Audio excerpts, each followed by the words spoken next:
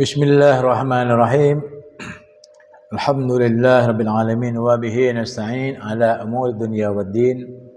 Rabbi shrah li sadri wa yassir li amri wahlul 'uqdatam min lisani yafqahu qawli, amma ba'du. Assalamualaikum warahmatullahi wabarakatuh.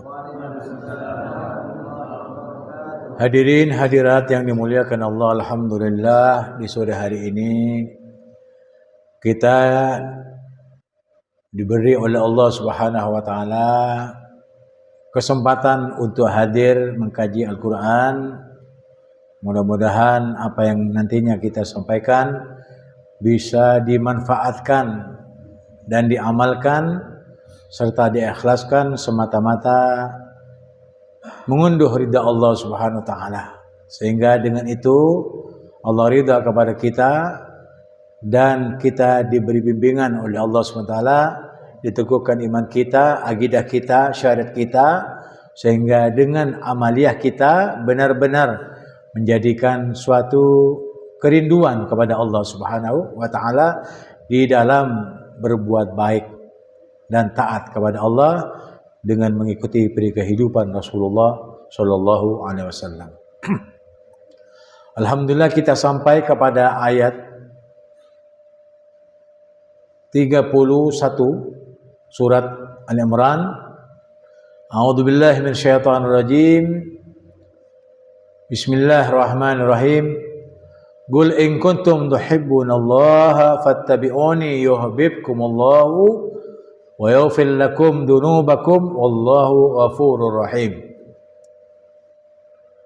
Katakan ya Muhammad, ya Rasulullah, in kuntum tuhibbunallah, jika kamu sekalian mencintai Allah, benar-benar mencintai Allah, fattabi'uni, maka ikutilah aku, ikutilah peri kehidupanku, ikutilah akhlakku, ilmu yang ada padaku. Yuhibbukumullah, niscaya kamu sekalian dapat cinta Allah atau dicintai Allah. Wa yaghfir lakum dzunubakum, serta kamu sekalian diampuni atas segala dosa-dosa yang kamu lakukan pada masa-masa yang lalu, sekarang dan yang akan datang. Wallahu ghafurur rahim, dan Allah Maha Pengampun lagi Maha Penyayang. Itu artinya. Coba kita tafsirkan. Qul in kuntum tuhibbunallah, katakan ya Muhammad, ya Rasulullah, kepada umatmu, in kuntum tuhibbunallah, jika kamu sekalian mencintai Allah. Bagaimana cinta? Kalau manusia dengan manusia itu terjalin cinta kasih di antara dua orang, itu pasti mempengaruhi sifat-sifatnya, pembicaraannya, dan tingkah lakunya. Seperti contoh, ada seorang laki-laki dan perempuan. Ketika menjalin hubungan cinta sampai kepada pernikahan, sampai pada memiliki keturunan, itu karena sebab satu sama lainnya sangat intim di dalam interaksi perhubungan mereka, di antaranya yaitu kasih sayang.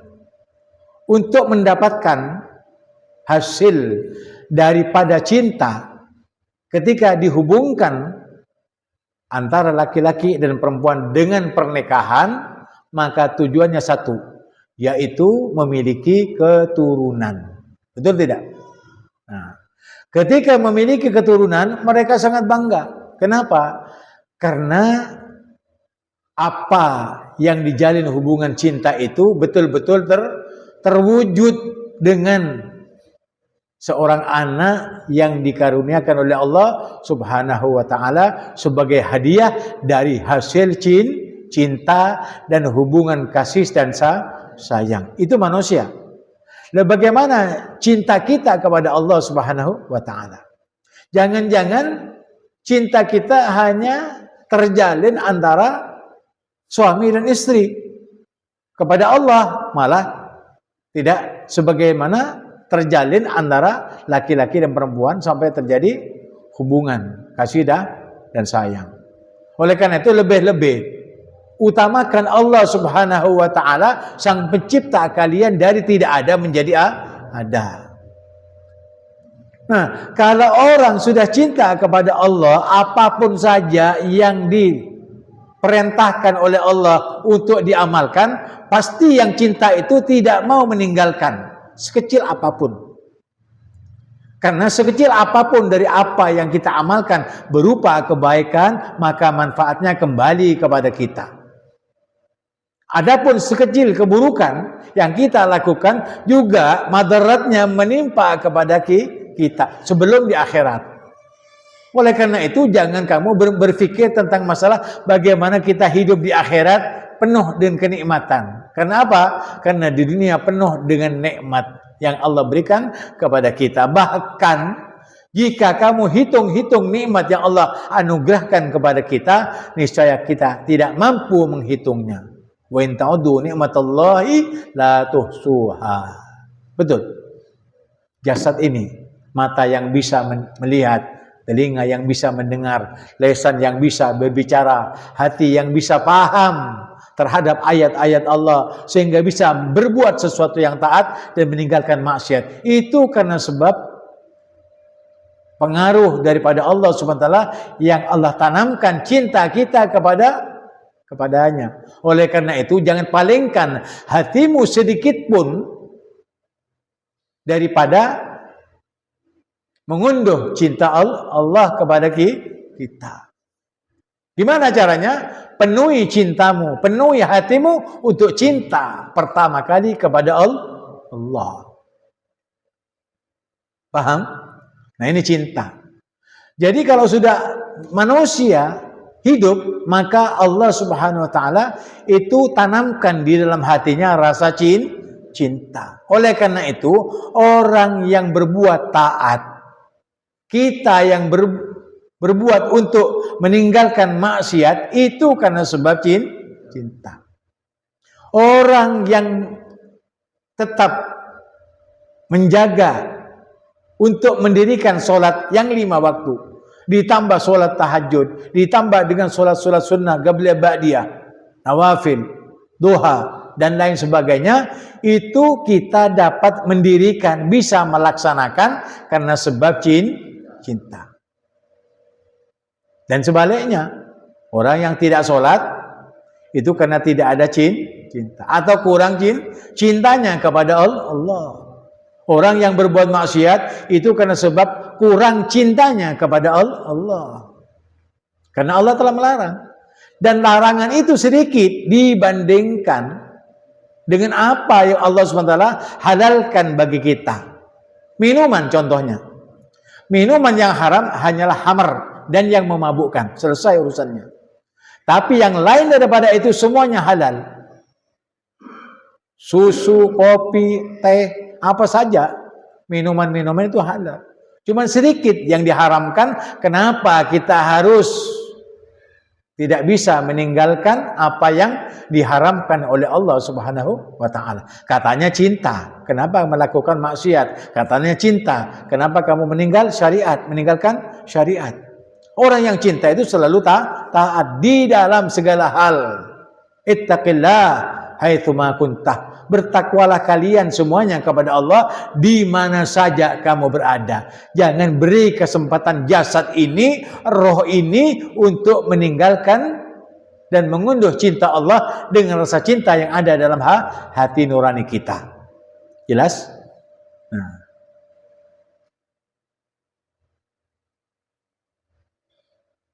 Tanamkan cinta itu. Tumbuhkan cinta yang ada dalam hati kepada Allah. Dengan apa, Bib? Laksanakan apa yang seharusnya kita laksanakan.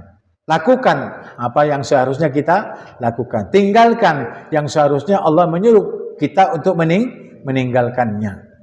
Jadi mudahnya seperti itu. Tidak ada yang sulit bagi kita untuk dapat dan mengunduh ridha Allah. Mau dapat cinta Allah? Cintai Allah. Mau mengunduh cinta Rasulullah? Cintai Rasulullah dan peri kehidupannya.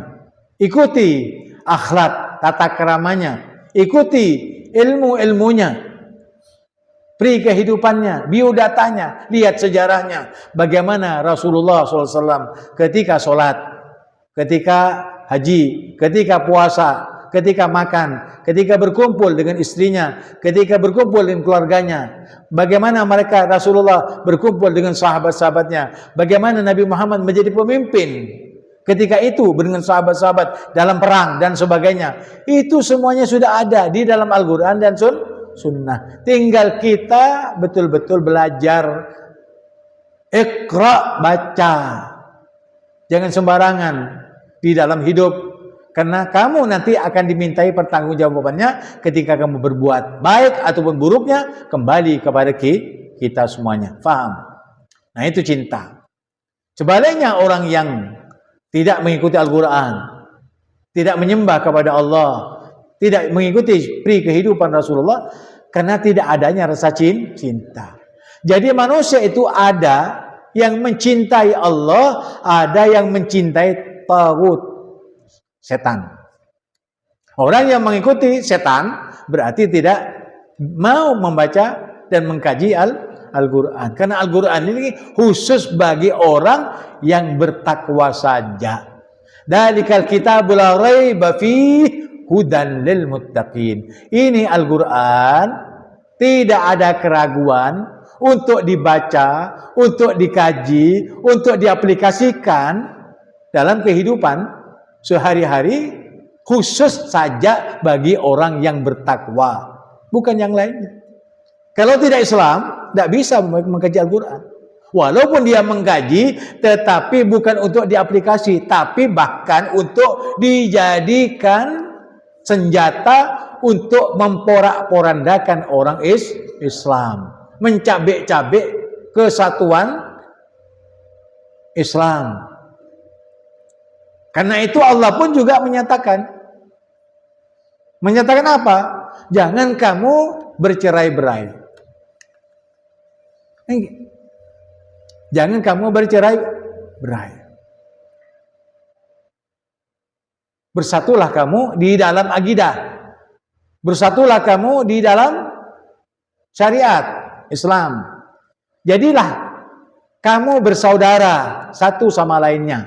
Al-Muslim akhul Muslim. Muslim yang satu dengan Muslim yang lainnya itu bersaudara. Jadilah kamu bersaudara, katanya Allah, di dalam akidah dan keimanan. Jangan bercerai-berai. Katanya Habib Ali Al-Habsyi dalam tuturannya mengatakan, Ya Rabbi salli ala Muhammad wajma minasyamli ma tafarraq.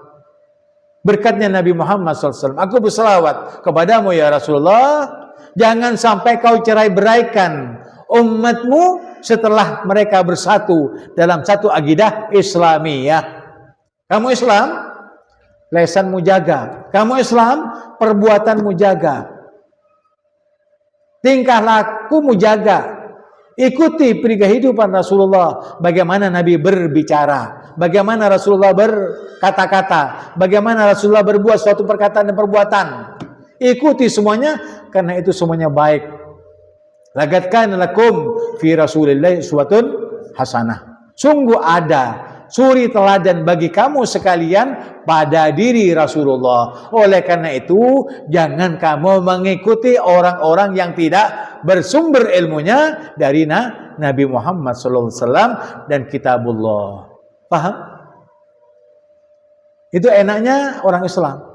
Karena orang Islam itu bukan hanya sekedar dihidupkan, diberi rezeki, lalu dia tidak mau mengamalkan sebagaimana amalannya Nabi. Karena itu Nabi diturunkan supaya kamu bersesuaian perkataannya dan perbuatannya dengan perbuatan dan perkataannya Nabi. Itu maksudnya, jika kamu betul-betul cinta kepada Allah, fattabi'uni, ikuti aku, ikuti Nabi. Caranya bagaimana? Buka hadis-hadis Nabi, buka sejarah-sejarah, sirah-sirah yang dibaca maulidnya di seluruh dunia. Bagaimana itu Nabi Muhammad? Bagaimana akhlaknya Nabi Muhammad? Bagaimana wajahnya Rasulullah? Lihat di sana. Bagaimana kalau Nabi berbuat atau berkata-kata? Lihat, semuanya telah ditulis oleh ulama-ulama amin wassalihin, yang mereka itu berujuk atau kembali di dalam tulisannya kepada hadis-hadis Nabi atau ayat-ayat Allah yang ada di dalam Al-Quran. Jelas? Nah. Jadi jika kamu betul-betul cinta kepada Allah, maka ikuti aku. Karena aku yang tahu rahasianya. Bagaimana kamu bisa mencintai Allah. Sehingga dengan cinta itu Allah membalas. Tidak ada cinta, ya, sebelah tangan. Kalau bertepuk itu ingin bunyi. Kalau bertepuk dua tangan ini, laki-laki dan perempuan, terjadi cinta. Contoh, bunyi. Kalau cinta itu ditepukkan, akan bunyi. Kalau antara laki-laki dan perempuan dipertemukan dengan kasih sayang, itu akan bunyi. Apa bunyinya? Cinta. Kalau kamu ingin berinteraksi dengan Allah Sang Pencipta, jangankan siang, malam pun juga kamu harus jangan terlalu banyak tidur. Interaksi kamu, hubungkan dirimu, hubungkan hatimu, jiwa dan ragamu, jiwa dan rohmu kepada Allah. Di mana manusia lagi lelap tidur, kamu bangun. Itu cinta. Kalau tanpa cinta mau bangun, tidak bisa. Lah ukur kamu itu bangun malam untuk sujud tahajud ataupun yang lainnya, atau tilawatul Quran, atau berzikir kepada Allah di waktu malam. Ketika manusia lelap tidur, kamu bangun, itulah kamu punya cinta. Bila mana kamu tidak, berarti ya sedikit cintamu. Harapan ingin masuk surga bersama Nabi. Coba perhatikan. Bagaimana sahabat-sahabat itu yang dikatakan, engkau bersamaku di surga. Engkau duduk bersamaku di surga. Karena engkau telah duduk dengan aku dudukkan kamu di surga. Kita tidak pernah duduk dengan Nabi. Kamu ingin dekat dengan Nabi. Katanya Nabi, ada jaminan. Jika kamu duduk dengan para ulama, jika kamu duduk dengan para aulia, jika kamu duduk dengan orang-orang saleh, aku dudukkan kamu sebagaimana para sahabat duduk dengan aku. Berarti tidak kecewa lagi kita duduk dengan ulama. Kenapa? Ada jaminan dari Nabi. Kamu tidak bisa salaman dengan Nabi, tetapi kamu salaman dengan ulama, berarti kamu salaman dengan Nabi. Itu jaminan dari Nabi. Bila mana kamu sowan dengan tidak bisa sowan dengan Nabi, tapi kamu mau sowan dengan ulama, berarti kamu sebenarnya sowan dengan Nabi. Kalau kamu telah duduk dengan ulama, maka aku dudukkan kamu bersama para sahabat-sahabatku di surga nanti. Jadi jangan khawatir. Jadi kamu jangan mengharap kamu nanti duduk dengan Nabi. Buat apa istilahnya kamu harapkan yang akan datang? Sekarang pun kamu bisa duduk dengan Nabi. Bila mana kamu senantiasa duduk dengan ulama yang bersesuaian perbuatannya dengan perbuatan Nabi, yang bersesuaian perkataannya dengan perkataannya Nabi. Duduklah dengan mereka. Niscaya kamu hatimu akan terbimbing, otakmu akan terbimbing, pendengaranmu akan menjadi suci. Hatimu akan suci. Sucikan hatimu, maka lisanmu akan suci. Sucikan hatimu dengan zikir dan selawat, niscaya pendengarannya, matanya, pencernaan pemikiran kamu sesuai dengan kehendak Allah Subhanahu wa taala. Artinya berkehendaklah kamu sesuai dengan kehendak Allah dan kehendak Rasulullah. Amanna billah wa ma ja'anillah ala muradillah. Aku beriman kepada Allah, dan apa yang didatangkan Allah kepada kami, saya beriman kepada Al-Quran. Ala muradillah, dan aku berkehendak sesuai dengan kehendak Allah. Ikuti Rasulullah, katanya. Kalau kamu cinta kepada Allah, ikuti Rasulullah. Katakan amanna bi Rasulillah wa ma ja'an Rasulillah ala muradi Rasulillah. Aku beriman kepada Rasulullah, dan apa yang didatangkan Rasulullah kepada kami, kepada kita semuanya umat Islam dari umatnya, apa? Berupa hadis Rasulullah.